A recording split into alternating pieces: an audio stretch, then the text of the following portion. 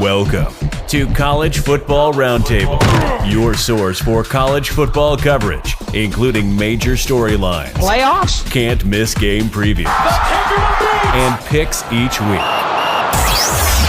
Join your hosts, Dan, Rob, and Jordan at the roundtable for a show unlike anything else. As for Football Presents, the College Football Roundtable. What's up, everybody? I was trying to change my background to throw up the Army Special Forces uniforms. If you have not seen that, you need to check it out. They look way better than Navy's. I think they're going for the marble kitchen floor this year, but we'll probably see this afternoon. Anyway, I'm Rob, the angry colonel, and guess what? This week in college football, Army smashed Liberty. Michigan ends the streak with an impressive victory over the Buckeyes. Bama escapes Jordan-Hare in overtime. And is there any way that a two-loss team can make the playoff? What's up, Trash Talkers? Welcome back. We are doing a combined college football roundtable and Army football show. Or if you prefer, we'll just call it Ring Knocker Radio. I'm your host, Rob, in Vietnam. We've got James in Oklahoma, Dano Ikebesa coming out of coastal Connecticut, and Jordan in the city of Hotlanta. Well, it's not so hot right now because it's fall time in Georgia, but I'm sure it's probably warmer than here. And without further ado, Jordan, could you lead us off? Thanks, Rob. So today, I want to remind everybody that our sponsor is Uniform Flag. Uniform Flag offers hand-dyed American flags made from donated U.S. military uniforms. They're 11 by 14 inches, and you can carry true American spirit into your home or business by choosing your fabric. They will hand-make your flag, and they'll ship it to you, and you can display it. So all the flags are dyed, sewn, framed, and shipped by their team in Columbus, Ohio. And they use die-hard technology, which makes sure that the colors won't run, and you'll have this flag for years and generations to come. Cool thing is everyone who makes your flag is a veteran, and Uniform Flag will donate 100% of their profits to help them support veterans in need via the Ranger Lead the Way Fund. Awesome company, awesome initiative. Definitely check it out. Get rid of some of those uniforms you have sitting in your basement. Important question, Jordan, before you go on. Have you seen your uniform flag yet? I did not. Morgan got it for me for my birthday, and even though I told her I need to see this so I can talk about it, I can't ruin my birthday. So it is wrapped in a box in the room next to me. Oh man, that's hilarious. No, I have not seen it. It came. I got it. They were very responsive throughout the process. Yeah. But then as soon as it came, she took it and wrapped it. So that's amazing. That's amazing. It's almost all right. It's almost Christmas time. Nick the box and blame it on the cat. I don't have a cat. I don't do well with animals. So. Oh my goodness. Anyway, speaking of not doing well, Liberty did not do well against a triple option last week. Army beat the hell out of them. Little, tongue-in-cheek there, considering they're the Jesus school. 31-16. Final score. We got up 24-3 in the first half. Got a lot of short fields. Liberty kept trying and failing to commit fourth downs, and we would get the ball at our 45-yard line or the 50-yard line. We scored again to start the third quarter, and the Flames came back kind of bit by bit after that. The game was essentially over. Did get a little close for comfort. They were kind of driving down the field. I think ESPN FPI had it like at 98% Army was going to win, but that 2% made me worried. We dominated the line of scrimmage on both sides of the ball. Liberty is a good football team, great coach. This particular game might have seen that game was probably our most complete performance up to this point. So that was good to see as we head into Navy that we're peaking at the right point of the season. Dan, over to you for the offense. Yeah, man. What can you say? They were outstanding. Black Knights rushed for 220 yards on 62 carries. That is just 3.5 yards per carry, but it seemed like more. I mean, they were breaking off some pretty long runs, and they completed a lot of third downs, even when they sort of got stuffed there on first down. Quarterback Christian Anderson went 3 of 4 passing for 102 yards and a touchdown to slot back Brahim Murphy. He missed one throw just a touch behind. They had that one open too. Fullback Jacoby Buchanan had arguably his best game as a Black Knight, 22 carries for 80 yards plus 3 touchdowns. He was just dominant. I mean, he was dominant over the Liberty guys. Slotbacks Brandon Walters and Tyrell Robinson both broke long runs. Each had 2 carries for 20-plus yards. Wide receiver Isaiah Alston extended his catch to 7 games, his catching streak. And finally, as I said, Army went 7 of 14 on third down, plus 2 of 2 on fourth down. They punted 4 times. Even those were dominant punts. They held the ball for 36 minutes. offense was just outstanding in this game. I don't know if they were as good as a defense, but they were outstanding. Yeah. Really just fantastic, whole team effort, but especially on the offensive side of the ball. Did not get overly creative with throwing the ball. We saw them return back to triple option, ran effectively. James, I think you had a tweet about some of the personnel versus who was supposed to be calling the game. Is that correct? I guess I'm confused as to which one.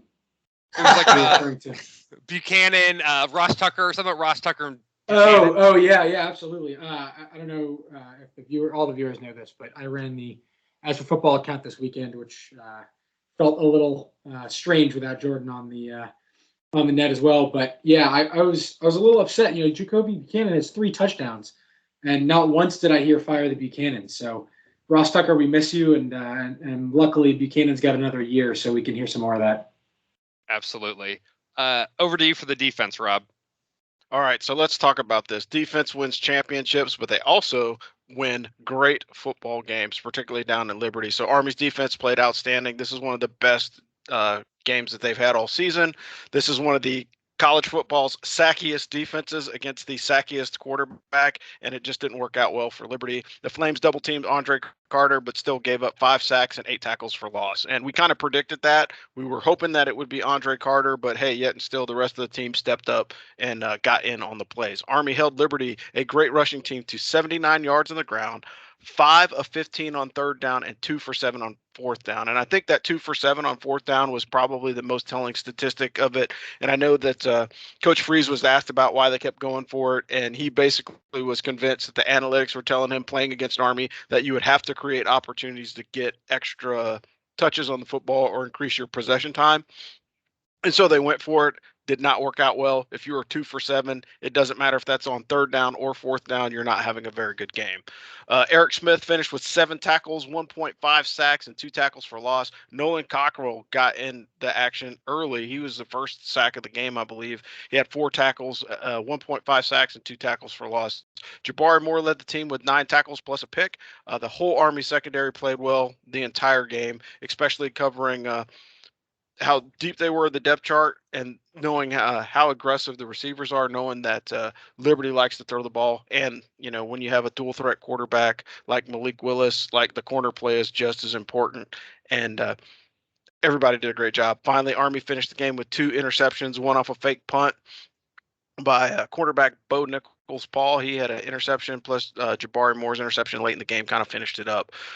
Bottom line is the defense played great, gives me a lot of confidence going into the Navy game, being able to contain a very athletic quarterback. And if you watch the game, every time they zoomed in on Malik Willis' face, all you saw was frustration, because he is the guy that's like, hey, normally I can put these things together, put the team on my back and win the game for him, and everything that he tried just wasn't delivering. I understand that there's 10 other players on the field, but when you have so much stock put into one player, that affects the overall tempo of the game. And if Malik Willis had a bad game, the rest of the team had a bad game, and so goes the story for Liberty.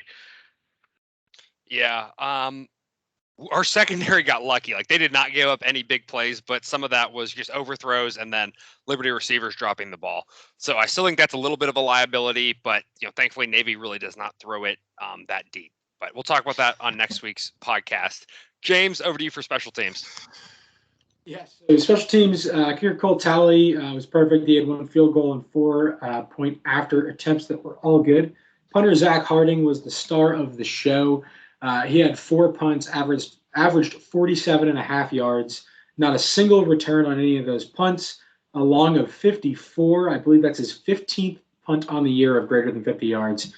He dropped all 4 punts inside the 20, and then on one of them, he channeled his inner Tiger Woods, took out the short iron and put it right on the 1. It was phenomenal. That was late in the game. It was an absolute dagger for that struggling Liberty offense. And it was a hell of a performance overall from Zach Harding. So still the big difference maker on Army special teams. Yeah. Special teams wins games. Special forces is going to win. Army Navy. For those of you that are not on Twitter or social media or whatever, Army released its Army Navy uniforms today at about noon or was it noon? Yeah, ish. Absolutely fantastic. Special forces themed, horse soldiers, 12 strong, all that kind of stuff. Make sure to check it out, buy some swag, watch some videos, drink some horse soldier bourbon. It's fantastic. Like it's all over social media. Make sure you check it out. We'll be talking about it in depth next week when we have Cons from Barstool on the show.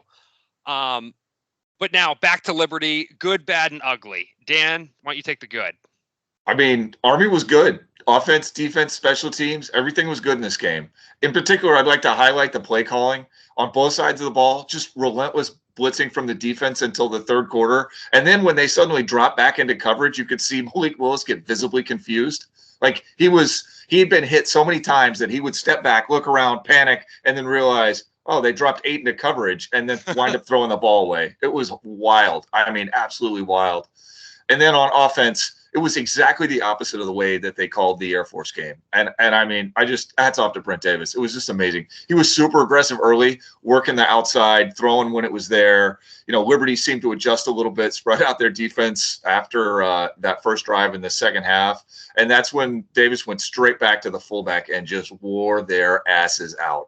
You could see their whole defense just wilt and physically break in the third quarter. It was beautiful. I mean, beautiful. I so hope we see that again against Navy. Finally, Liberty's band played the alma mater, probably the classiest thing we saw all day from that famed university. Yeah. Unfortunately, Liberty, for a school that preaches what they preach, quite literally, you would think that they would have a little bit classier of a football team. Unfortunately, that was not the result on the field. James, you want to take the bad? Yeah, so we said Malik Willis, he's got a lot of talent. He's going to be going probably in the first round of the draft this year, maybe second round. But he just couldn't get the quick passes. Not all of it was his fault. There were a lot of drops, which was unfortunate for him. And he broke 1 million tackles to get around, but he still finished just 52% passing on the day. Not a great look. He ran for 37 yards on 16 carries, so that does include some sacks. He was able to evade and move the ball with his feet a little bit, but not nearly as effectively as normal. Those Army defensive ends were there waiting for him because Army really only needed to rush forward to get any sort of pressure on Malik Willis. The guy has a lot of bad habits. He extends plays a lot. That's going to be a lot different in the NFL when your defensive linemen are twice the weight. He throws a lot off his back foot. As I said, not every incomplete pass was his fault, but there were a good amount that were. And he didn't hit a lot of quick crosses when he had pressure in his face. His decision-making wasn't on point the entire game, and he was yelling at his coaches on the sideline. He did I don't know if you want me to take you through the ugly as well, because it's essentially the same topic, but he threw a punch at the end after a probably clean but somewhat questionable hit by an Army player after an interception. To his credit, he did get out on Twitter and apologize immediately after the game, but not what you want to see in a quarterback that you're thinking about drafting in the first round. Yeah, that's a terrible combination for a pro. That thing, extending the play too long, throwing off your back foot, not hitting crossers when that's what's there. That is how you fail to make it in the NFL. That's like every bad thing in the NFL. Yeah, and we talked about just throwing the punch and all that. Dan, you talked about it in the recap, but like you could see his draft stock just start to go down throughout the game. Just as he couldn't make plays, he just looked worse and worse and more frazzled. And then it all just kind of fell apart. And at the end of the game, it's like you got a guy who had 52% completion, started a fight, and is not coachable. And like nobody wants that. And that's unfortunate that the kid was put in that situation, because the whole Liberty game plan was like, hey, just give the ball to Willis and he'll make a play. Yeah. Well, that's great against a MAC team or a Conference USA team, but against an Army team when every single possession counts and we're playing disciplined football and we have one of the best defenses in the country, that's not going to work. So I think it was poor, coach planning, but then also just, you got to be better than that. If you want to be a professional athlete, you got to be better than that. Yeah, I'm going to jump in. I do have one thing on the ugly, and again, we're throwing a lot on Malik Willis, but his offensive line was terrible, right? That's true. When you look at a team that had such a breakout year last year, by comparison to this year, and you look at the difference, it's the offensive line play. The offensive line was getting smacked around, as James said. In the third and fourth quarter, they legitimately were only sending a 3-person rush, and we're still able to get pressure on the quarterback. You have an advantage. You're going empty backfield with one of the most athletic quarterbacks in college football, and he can't connect on passes because he doesn't have time. And that should not be happening, particularly with a 4-man rush. There should have been something open underneath, but I think just as ugly as Malik Willis's play is, if you go back and you watch the game or even just the highlights, he was running for his life because his offensive line is terrible. There are no isotoners coming to those guys for Christmas this year. Yeah, I mean, the line just, they couldn't extend the play long enough for him to be able to sit in the pocket or even step up in the pocket, because they were getting beat at every position, double teaming and still getting beat. So like I said, not all of that is on Willis. Part of it was just, the game plan that they had, but it's also just the offensive line and people not catching the ball. Now, if Liberty receivers had caught the ball consistently, this would have been a very different football game. So in some ways we're fortunate that, they had case of the dropsies, but really just kind of a perfect storm working against them. Additionally, Liberty coach Hugh Freeze complained about keeping his kids motivated. He got $4 million a year raise. So I don't really know what you want. Like, you're the head coach, you've coached in the SEC. Do be the coach. Like, I don't understand that argument, but whatever. Dan, over to you for your take on the game. Yeah, it just looked to me like Liberty was expecting to come out and win this game in a walk, which is a wild thing to me, all things considered. I mean, I thought it was going to be a close game. Liberty looked like they just weren't ready, and then Army came and smacked them square in the face for the first 40 minutes of the game, and the whole team just melted down. You guys are talking about all these drops, but those drops happen because you're forcing these guys to play perfect ball because they got to come back from a 4-score deficit. So you put that pressure on there, and all of a sudden you get the dropsies. Yeah, you'd like those guys to catch the ball, but they needed to be perfect, and that's hard to do. Perfect is hard to do. So that's it. I don't know, man. There wasn't a lot of respect going on that field. And, I don't need you to respect my service or anything like that. But if you're not going to respect the team and then you get blown out, like, that's pretty ugly. It is. And you mentioned something about Senior Day earlier. And, last week, Army on Senior Day did not perform to what we thought they would against UMass. And someone told me, well, it's the emotional high of Senior Day. It's really hard to then get focused for the game when your parents, their families are like all of that. And maybe that played into it for Liberty is, hey, they were looking past Army, looking to a bowl game, thinking, hey, we're going to blow these guys out. It's Senior Day, not mentally focused, not emotionally there. And then we came out and we punched them in the mouth, and we're up by 3-4 touchdowns to end the first half. And then you just got nothing left in the tank. So some interesting parallels there. Thankfully, Army was disciplined enough, talented enough to beat UMass when we needed to. But Liberty was not. Rob, your takes?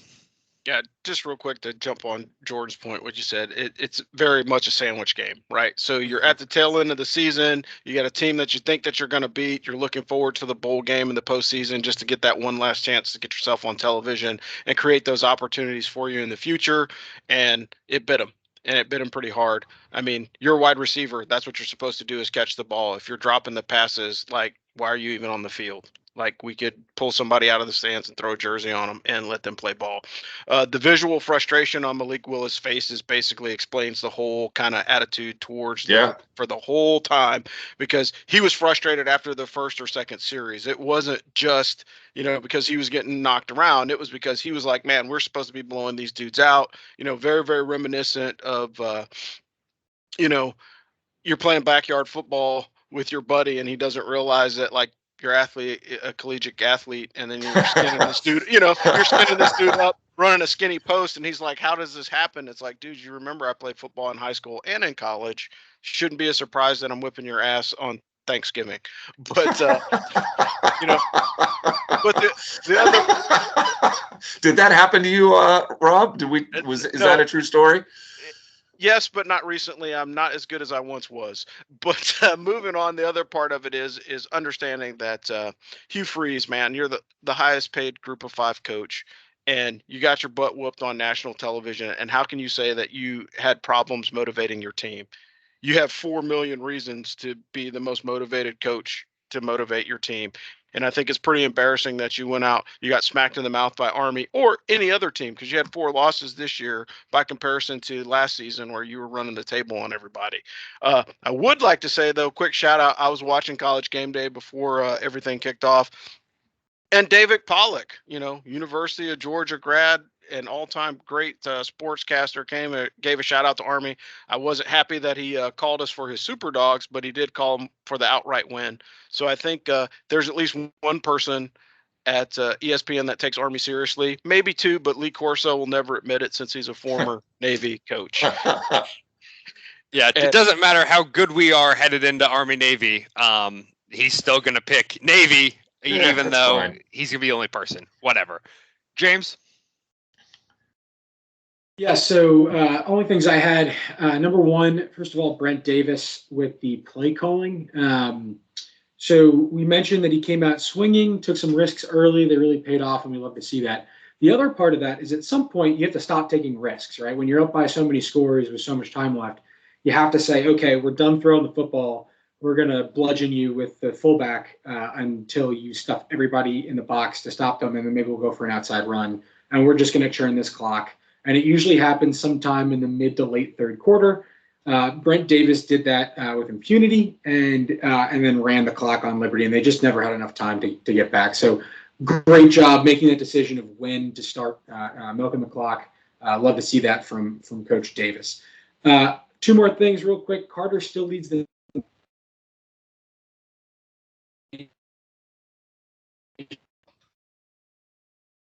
James, you cut out there. Yes, Andre Carter still leads the nation in sacks per game. All right. Look, sounds like James having some audio issues. Anyway, Andre Carter, fantastic performance. Overall, like we've said, just a great team win. We executed in all 3 phases of the game, won on both sides of the ball. Really what you want to see, going into Army Navy. I was nervous, admittedly, going into this game. Liberty's a good football team, and we didn't know how good they were based on their record. But just, the product on the field was phenomenal, and I'm confident, moving forward that we're going to smack the crap out of Navy. So let's go ahead and review fact or fiction. Dan said Carter gets 3 sacks. That was fiction. James said Army gets 3 turnovers. That was fiction as well. Got I close. said Army has 300 yards of offense. That was fact. Rob said Army gets an interception and fumble recovery. That was fiction. We all thought that would be fact. Got close there too. We did. It was it was close. Dan, why don't you give us this next commercial? Yeah, so it's my favorite time when we talk about Craig Aac, Vice President of Residential Lending for Draper and Kramer in Chicago. Craig is a graduate of West Point, class of 1994. He is a licensed mortgage lender in all 50 states, but he's based out of Chicago. Friends, Craig is one of the biggest VA lenders in the country. He has super competitive rates, and he is committed to giving you the best deal that he possibly can. I don't know how many of you guys ladies have bought a mortgage out there, have bought a house, got a mortgage. The process is not super straightforward. It is very confusing. So when you're doing this, you can go to getamortgageinchina.com. We are recommending that you go to someone who is an actual person who can really help you get what you actually need, and that is Craig.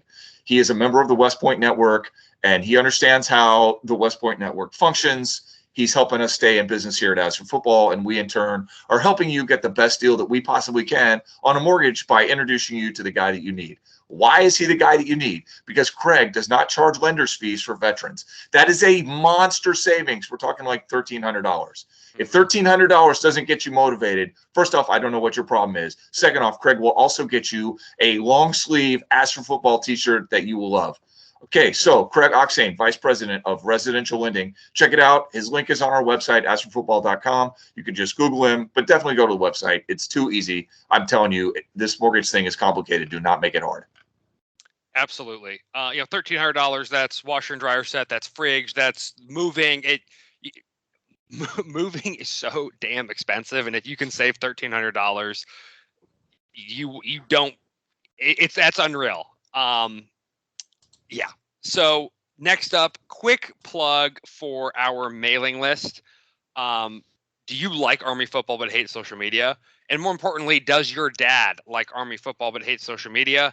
Subscribe your non-social media having dad to our mailing list, askforfootball.com/subscribe. We send out one email per week, literally just one, and it's the links with all the content from that week. Super easy, goes right to your inbox so you can see all the articles, the podcasts, the posts, everything in one place. Super easy. Do it. We're not going to sell your data. We are not Twitter and Google. Subscribe. I would. Nobody's tried to buy it from us. Yeah, no, I'm just kidding. I would not do that. Craig stepped in to be another sponsor, so we don't have to sell people's data anymore. And that's it from the Army show. So like Rob said, we're doing kind of a hybrid show between the Army show and Roundtable to preview championship weekend. Army's off, so a little bit of a different format this week, but we will be back next week. Roundtable probably going to be talking bowls as those continue to flush out, and then the Army show previewing the Army Navy game, and we have special guest Connor Crehan, aka Captain Cons from Barstool, joining us as a special guest. So make sure to check out both of those shows when they drop next week. All right, now we are into the Roundtable Ring Knocker Radio. If you guys care to listen to that or whatnot. So anyway, other Service Academy action results from last week. Navy beat a bad Temple team 38-14. And if you're not watching the show, James just put on his Michigan jersey. He just threw Army to the side. Yeah, show you where his true loyalties are. Sorry, Rob. Go ahead. No worries. Funny. Ty Lavatai went 5 for 11 passing. He had 1 touchdown, no interceptions, and Navy rushed for 219 yards for 3.7 yards carry, but they fumbled 5 times and only lost 1, which is probably the saving grace of the whole team. The Mids defense held Temple to 182 yards and a total offense and forced 3 fumbles of their own. Bottom line, simply this. Navy is bad, Temple is worse, and they got the edge on them.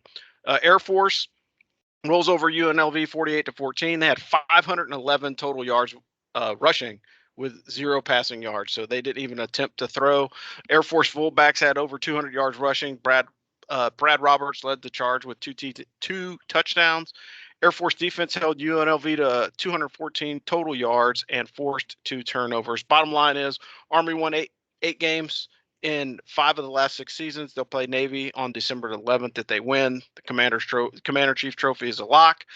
They have a bowl game. Predictions are all over the place. Who knows where they're going to go? Hopefully it'll be somewhat respectable.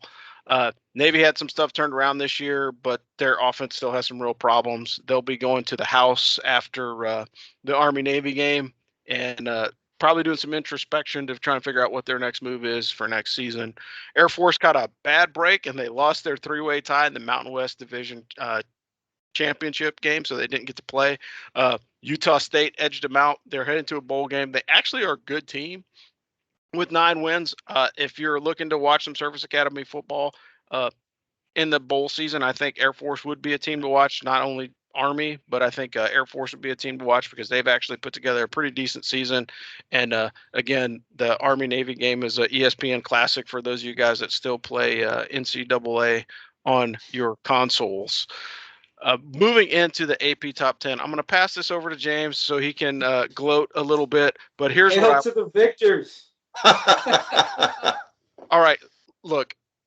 Fair play to Michigan. Great game for them. And to be totally honest, I try not to get too emotional about college football. One, because, as a leader deployed, you get too excited about college football. Distracted soldier's a dead soldier. Being honest, I'm retired now, so I can be a little bit more upset about it. But the reality of it is to see Michigan kind of rise to prominence, at least this season, is a good thing for college football, because when you see habitual powerhouse teams that struggle and suck, it doesn't make it fun for anybody to watch college football. So a 11-1 Michigan is actually good for college football, and I'm also acknowledging that for Trigger Joe. Joe asked me, he was a little bit testy on the socials, but the reality of it is there's like 5 other coaches that probably could coach Michigan better than Jim Harbaugh. Oh, wow.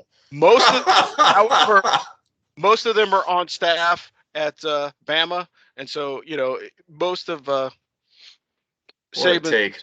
Hey, let me tell you something though. Other coaches aren't getting paid $4 million a year. and then get their bonuses. So Harbaugh is the bargain of college football right now.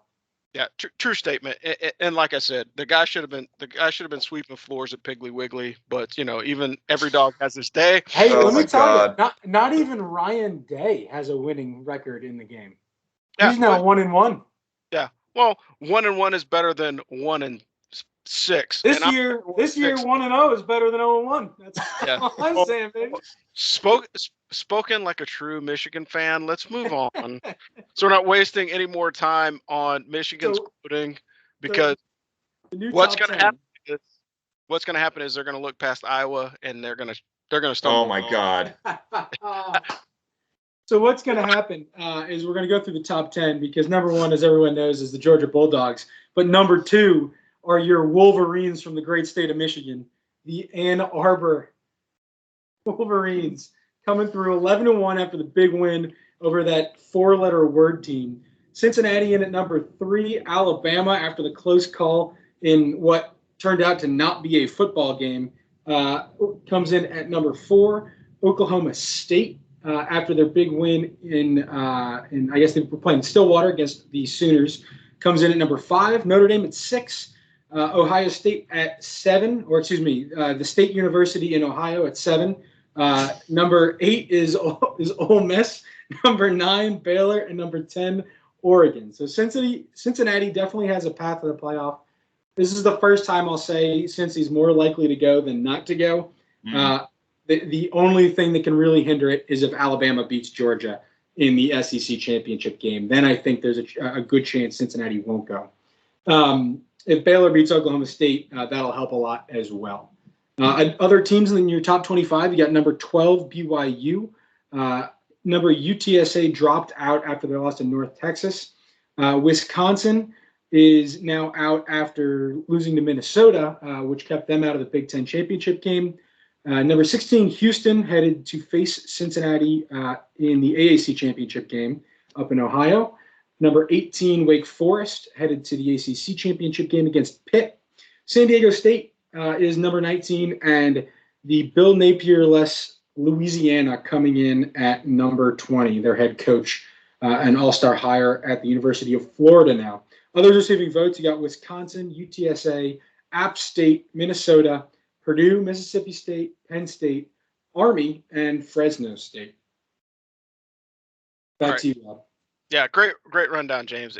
And so we have some questions for the crew. We're doing a little bit expanded coverage because we have a little bit more time and we're doing both shows. But the first question is, do we see an ND-Cincy rematch if something crazy happens with the Georgia-Bama game and any of the other championship contests this weekend? What are your thoughts on that, Dan? I definitely don't need to see it. I thought it was convincing as all hell the first time. My prediction is Georgia, Michigan, Cincy, Oklahoma State, if you're asking. I agree. James, how about you? Yeah, the only way that you could possibly get a Cincy Notre Dame matchup is you'd have to have Georgia blow out Alabama, or at least beat them. You'd have to have Baylor beat Oklahoma State, and Iowa would need to beat Michigan. And if all three of those things happen, they'll find a way to put Notre Dame fourth anyway so that they don't get a rematch. Yeah, I think that's probably true. Okay, so to give credit where credit is due, which is more impressive this season, the rise of Michigan or the fall of Bama? Dan, what is your take? I've been with Michigan all season. I don't even care about Michigan one iota, but it's been an extremely impressive coaching job. Honestly, the fact that the man switched to blue pants after khaki pants after 20 freaking years in one color pants, honestly, I know it's stupid, but that tells me everything I need to know. That just shows you that you're willing to, question the sacred cows that whether they are holding you back or not are actually holding you back. Well, he brought in the younger coaching staff, like the really super young defensive coordinator, and they said, "Hey, dude, you got to take a look at your wardrobe." Made some changes, and then they went to the playbook and did the same there. So that's what I'm saying. It's emblematic. It's all one thing. I mean, it's only stupid if it doesn't work. This worked. I'm totally all about it. Super impressed. Jordan, what are your thoughts? So, Bama is 11-1. I don't know if I would call that a fall. Now, are they the number one team in the country? No. Are they probably going to get shellacked by Georgia next week? Probably. But the fact that, they have so much organizational turnover every single year from a management perspective and the coaches, and then also, the athlete perspective, and they're still winning 11 games year in and year out, that is impressive to me. Like, they don't need to win the national championship every year for it to be a dynasty. The fact that they're in the top 4 every single year consistently every single week, I wouldn't call that a fall. Now, if they get blown up by Georgia and they go to a game that get blown out by South Carolina or something in a bowl game, that'd be a little questionable. But I wouldn't call that a fall.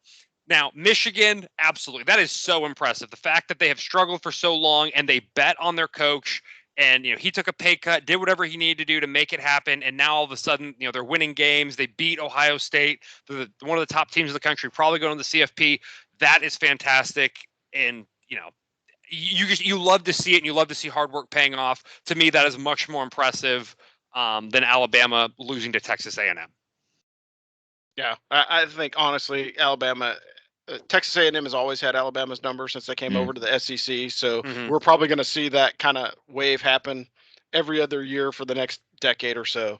But honestly, like I said, I give people a lot of crap for being Michigan fans, but the bottom line is, like I said, I'd like to see a historical powerhouse team come back into prominence. So I will end by saying, good job, Blue Pants, and we'll move on. Gentlemen, who do you think has the edge for the Heisman? Because that's been a completely uninteresting race all season, and I'm trying to figure out who actually wins. So what are your thoughts on the Heisman Trophy candidate? We'll start with Jordan this time. I think it's going to live in the Big Ten or the SEC. Not the Pac-12. No one in the ACC is impressive. And then, American, whatever, who cares?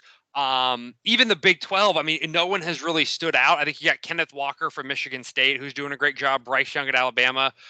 You could make an argument that Michigan's quarterback, maybe, but I don't know. I think it might be Bryce Young after that performance against Auburn. But then again, if they go and they lose to Georgia, and I don't know if that's enough. James, how about you? I thought that Bryce Young's performance against Auburn was really, really poor. But regardless, give me Aiden Hutchinson or give me Def. Give me a defensive player winning the Heisman. Takes down the State University from Ohio's massive offensive line. Gets a couple sacks. Has the most quarterback hurries from any game since PFF started recording that stat. Absolutely dominant in one of the biggest matchups of the year. Aiden Hutchinson for Heisman. That's a fair point. What about you, Dan? That is a fair point. I never follow the Heisman race because I don't care. I really don't care. The last Heisman I cared about was won by Eddie George, and that was because I was a Tennessee Titans fan and only realized it after the fact. So my vote goes to linebacker Andre Carter II from Army. This dude is leading the entire nation in sacks per game from freaking Army, a place where they have to always blitz all the time to get any pressure at all. And yet here is the number one sackingest dude in the entire college football.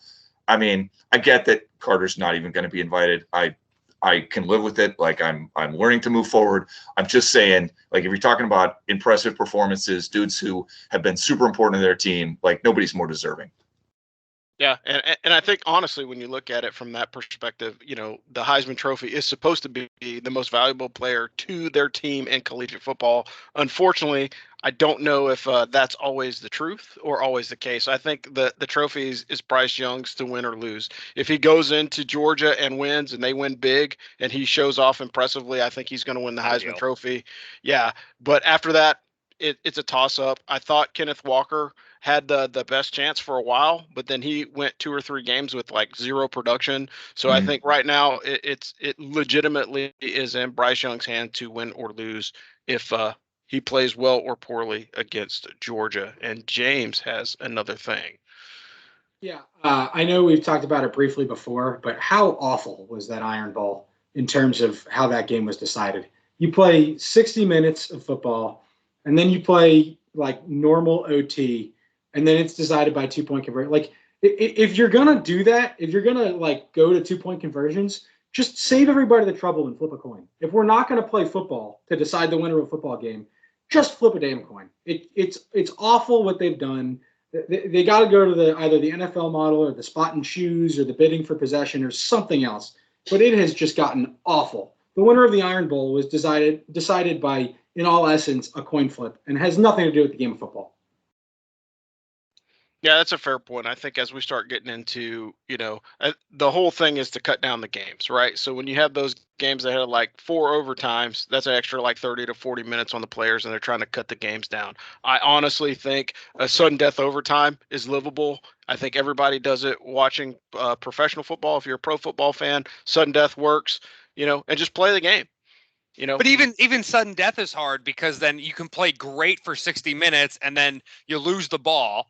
And the other team gets to go first, and then they kick a field goal. And it's like, I understand, defense, like I get it. I think that's more fair than going back and forth with 2-point conversions.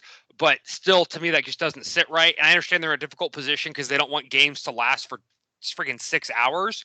But having to explain to my girlfriend who does not watch football how every single overtime is different, like it made no sense. And she's like, why do they play it like this? Like even to her who does not watch football, it made no sense. And if you want people to watch the games, having all these ridiculous rules doesn't help.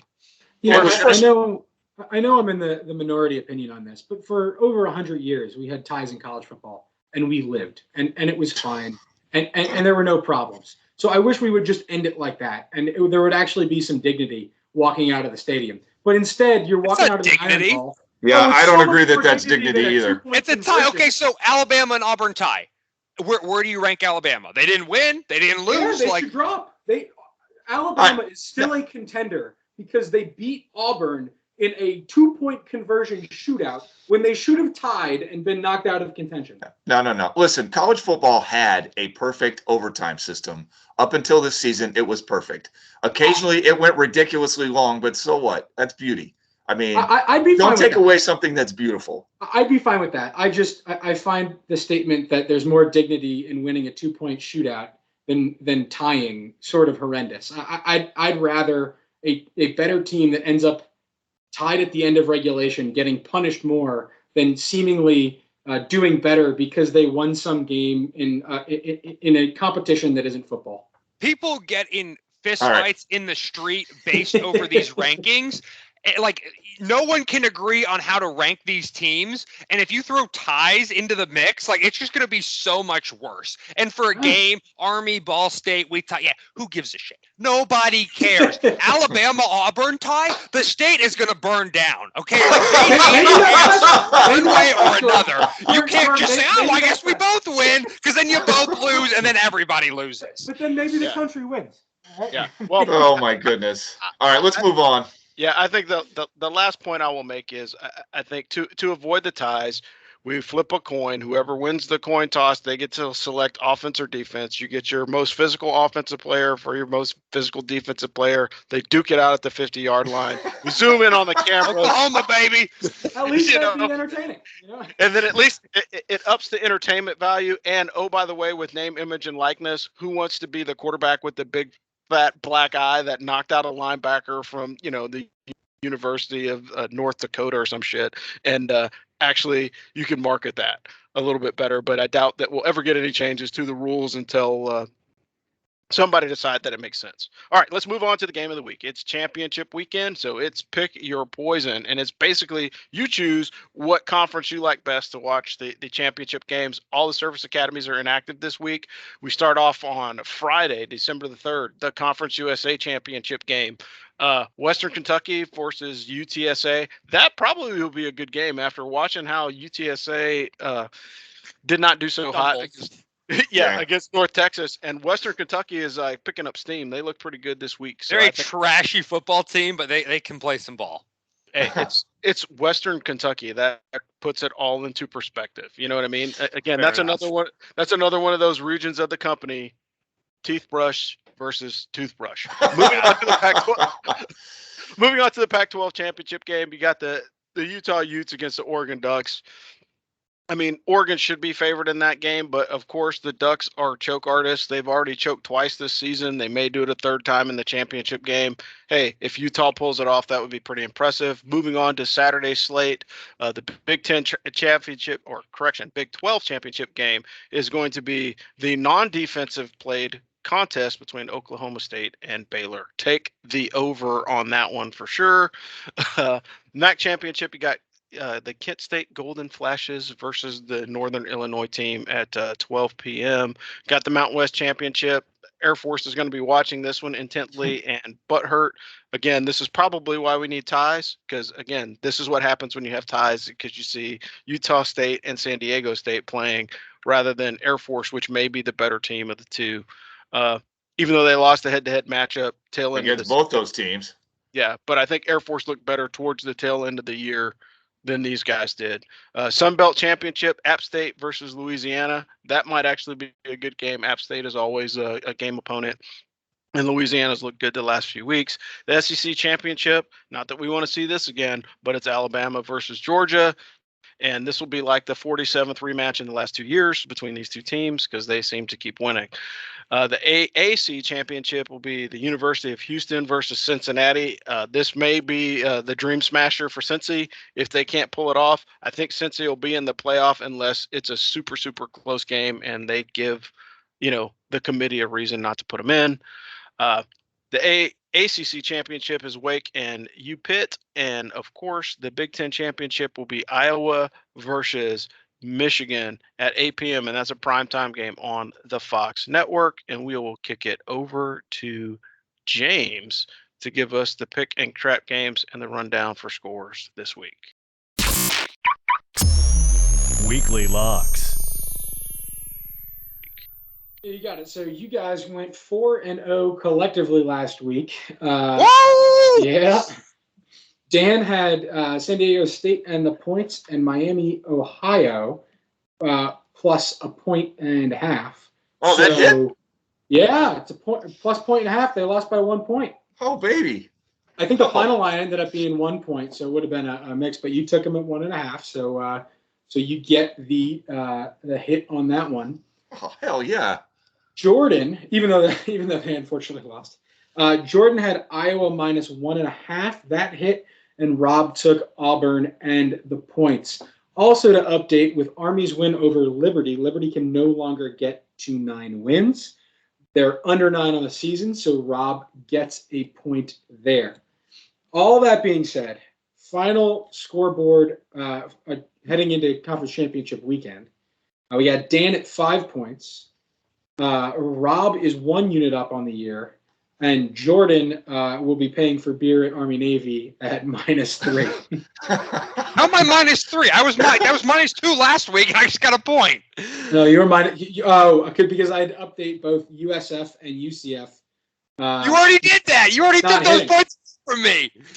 Jordan, I gave you the hit, and the spreadsheet doesn't lie. So if you'd like to go.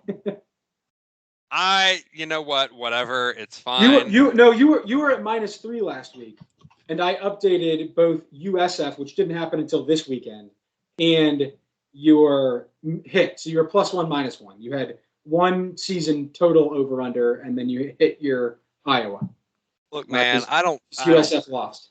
Whatever. This is your pet project. I play along. You play along and you pay for beer. I did not agree. I was not on the first whatever this was. So all right. Contract of paying. So the way that it'll work is for Army Navy, this will be the last for the bet. This will be the last weekend.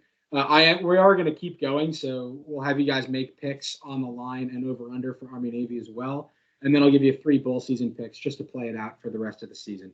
But for this conference championship weekend, over to you, Dan. What are your picks? I will take Western Kentucky at UTSA over 72 points, which I realize is insane.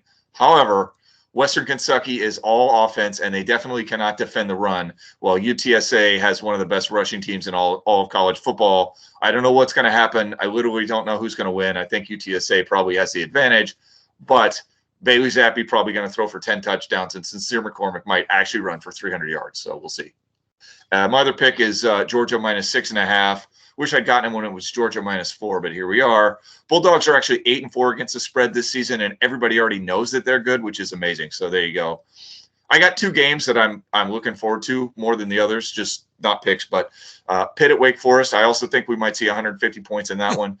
And as we said, I'm so excited that the country is finally going to get to see Bailey Zappi play. Dude is the best pocket passer in all of college football. I want everybody listening to this to consider how good Wisconsin would be if Bailey Zappi was the quarterback for the Badgers. Enough said. All right. Jordan, what are your picks? I'm going to take Georgia at 6.5, like Dan. I think Georgia's the more complete team. I think Alabama will keep it close, but I think at the end of the day, Georgia's going to win by at least a touchdown.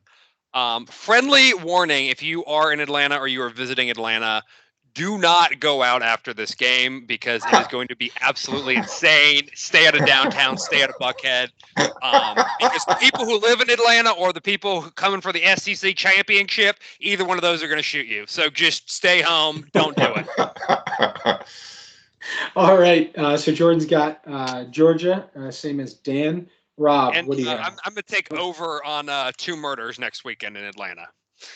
You're going to take over in the game as well. No, over on the over homicides. 2 murders. Yeah. Well, that's just every weekend in Atlanta. Well, yeah, but I mean, come on. I need points, okay? I'll give it to you. Rob, what are your picks?